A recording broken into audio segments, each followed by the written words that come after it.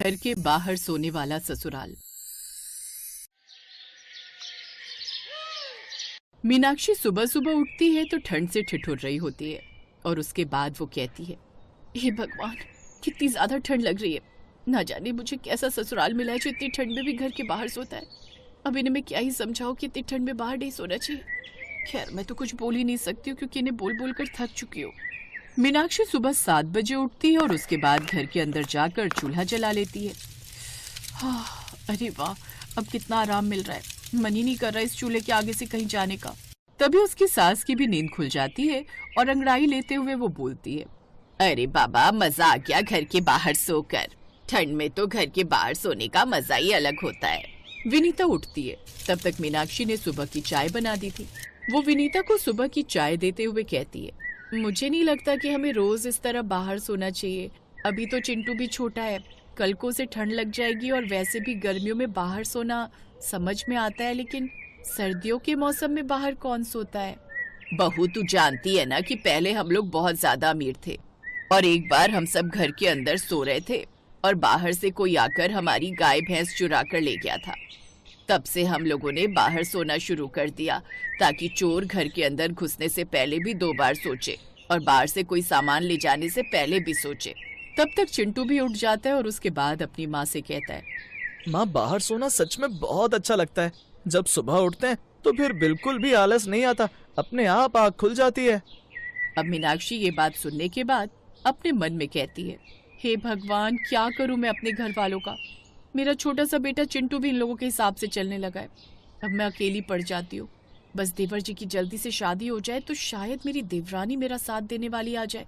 मीनाक्षी ये सोच ही रही थी कि तभी उसका पति पवन और देवर दीपक भी उठ जाते हैं और वो लोग भी नाश्ता करके अपने अपने काम पर निकल जाते हैं। ऐसे ही धीरे धीरे ठंड बढ़ रही थी और दीपक की शादी के दिन भी पास आ जाते। जनवरी के मौसम में उसकी शादी अनामिका नाम की लड़की से हो जाती है और सुहागरात के दिन तो वो घर के अंदर सोई है और पूरे घर वाले बाहर सोते हैं। और ये सब देखकर अनामिका ने दीपक से पूछा, दीपक जी, मुझे कुछ समझ नहीं आ रहा। हमारे घर में 4 कमरे, लेकिन फिर भी सब लोग बाहर क्यों सो रहे हैं और हम अकेले अंदर सो रहे हैं। अरे, प्राइवेसी अच्छी बात है, लेकिन इतनी प्राइवेसी तो हमें चाहिए ही नहीं। अरे नहीं नहीं अनामिका, तुम गलत समझ रही हो। हमारे घर वालों को ठंड में बाहर सोने की आदत है, इसीलिए वो बाहर ही सो रहे हैं। शुरू में मीनाक्षी भाभी को थोड़ी दिक्कत हुई थी, फिर उन्हें भी आदत हो गई। आज हमारी सुहागरात है, इसीलिए हम अंदर सो रहे हैं। कल से हम भी बाहर ही सोएंगे। आप कैसी बातें कर रहे हैं? हमारी नई नई शादी हुई है, हमें अपने कमरे में एक दूसरे के साथ सोना चाहिए और आप बाहर सोने की बात कर रहे हैं। मुझे नहीं पता, आप माँ जी को जैसे भी मनाएं, वो आपकी मर्जी है, लेकिन मैं तो घर के अंदर ही सोया करूंगी। दीपक ये बात सुनकर चुप हो जाता है। उसे समझ में नहीं आता कि वो क्या करे, लेकिन फिर भी जब लोग सुबह के समय नाश्ता कर रहे थे तो दीपक अपनी माँ से कहता है, अरे माँ, मैं ये सोच रहा था कि क्यों ना अब से हम घर के अंदर सोने लगे। वैसे भी जनवरी का महीना आ गया है, बहुत ज्यादा ठंड होती है। इतनी ठंड में बाहर सोने से चिंटू बीमार हो सकता है। ये बात सुनकर मीनाक्षी का माथा घूम जाता है और वो कहती है, कैसी बातें कर रहे देवर जी, मेरे बेटे चिंटू का नाम लेने की जरूरत नहीं है। मेरा बेटा 8 साल का हो गया है और पूरी सर्दी वो बाहर सोया है। तब तो आपको कभी भी मेरे बेटे चिंटू का ख्याल नहीं आया और अचानक से उसकी चिंता कर रहे हैं। ठीक है भाभी, मुझे चिंटू के साथ साथ अनामिका की भी चिंता है। उसको भी बाहर सोना अच्छा नहीं लगता है। क्यों ना हम घर के अंदर ही सोने लग जाएं?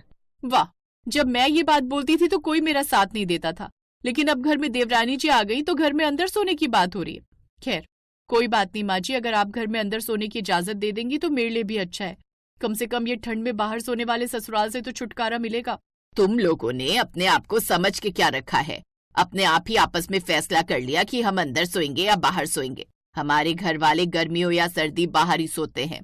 ठंड में भी मेरा ससुराल बाहर सोने वाला ससुराल है और अभी भी बाहर ही सोएगा। विनीता ये बोलती है और वहाँ से उठ जाती है। अब किसी को भी समझ नहीं आ रहा था कि कैसे विनीता की अकल को ठिकाने लगाया जाए। मीनाक्षी और अनामिका दोपहर का खाना बना रही होती हैं और अनामिका ने कहा, भाभी, मैं जानती हूँ कि आपने ठंड के बाहर सोकर बहुत ज्यादा एडजस्ट किया है और जो मुझे भी करना चाहिए, लेकिन भाभी, इस तरह तो हम एडजस्ट ही करते रह जाएंगे।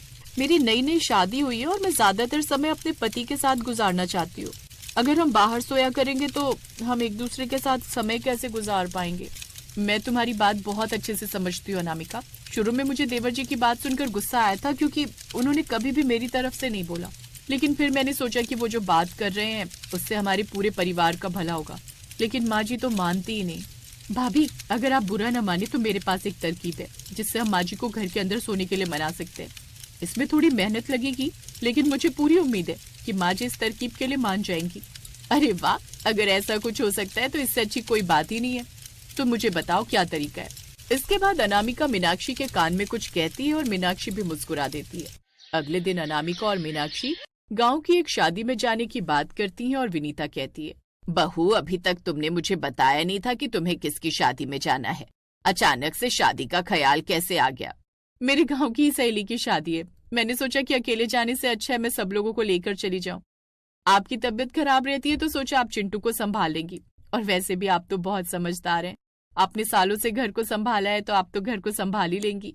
विनीता भी अपनी तारीफ सुनकर फौरन मान जाती है और कहती है, ठीक है, घर को संभालना कौन सी बड़ी बात है। वैसे भी चिंटू बिल्कुल भी शरारती नहीं है। तुम लोग जाओ और सुबह समय से आ जाना, मैं पूरा घर अच्छे से संभाल लूंगी। इसके बाद मीनाक्षी और अनामिका शादी में जाने के लिए निकल जाती है और अपने अपने पतियों को भी अपने साथ लेकर चली जाती हैं। और वहीं विनीता चिंटू के साथ खाट पर सो जाती है। चिंटू बच्चा था इसलिए वो गहरी नींद में सो जाता है, लेकिन विनीता को नींद नहीं आ रही थी।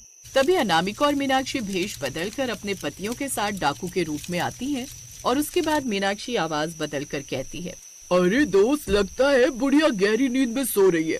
कितनी बड़ी पागल है जो घर छोड़कर बाहर सो रही है। चलो उसके घर में चोरी करते हैं और यहाँ से भाग जाते हैं। गांव के लोग कितने समझदार हैं जो अपने घरों के अंदर कुंडी लगाकर सोते हैं, ताकि भले ही उनके घर से माल चली जाए लेकिन जान तो बच जाए। और इस बुढ़िया को देखो, देख क्या रहे हो? चलो घर में चोरी करते हैं। अगर इस बुढ़िया ने उठने की कोशिश की तो इसके गले पर राम प्यारी रखकर चला देंगे, अपने आप ही बोलेगी नहीं फिर। विनीता ये सब कुछ रजाई के अंदर से सुन रही थी और उसने अपने मन में कहा, हे भगवान, मैंने बाहर सोकर कितनी बड़ी गलती कर दी। कम से कम घर के अंदर होती तो कुंडी लगाकर खुद को बचा तो लेती। अब भला इसी में कि चिंटू को लेकर चुपचाप इसी रजाई में पड़े रहो और बाहर ना निकलो। विनीता चुपचाप पड़ी रहती है कि तभी अनामिका ने कहा, अरे दोस्त, लगता है गांव वाले उठ गए, चलो यहाँ से भागते हैं, फिर कभी आ जाएंगे। वैसे भी ये तो घर के बाहर ही सोती है। अब अनामिका और मीनाक्षी अपने अपने पतियों के साथ वहाँ से भाग जाते हैं, जिसके बाद वो वापस घर के कपड़े पहनकर आ जाती हैं। और उनके आते ही विनीता ने उठने के बाद कहा, बस बाबा, मुझे एहसास हो गया कि हमें घर के बाहर नहीं सोना चाहिए। अब से गर्मी हो या सर्दी, हम लोग घर के अंदर ही सोएंगे। पहले के जमाने के लोग घर के बाहर ही सोते थे क्योंकि बिजली पानी नहीं होती थी, लेकिन अब जब सारी सहूलियत घर के अंदर है तो बाहर क्यों सोना। विनीता की अकल पूरी तरह से ठिकाने पर आ जाती है और उसके बाद वो बाहर सोने का अपना ड्रामा छोड़ देती है। और अब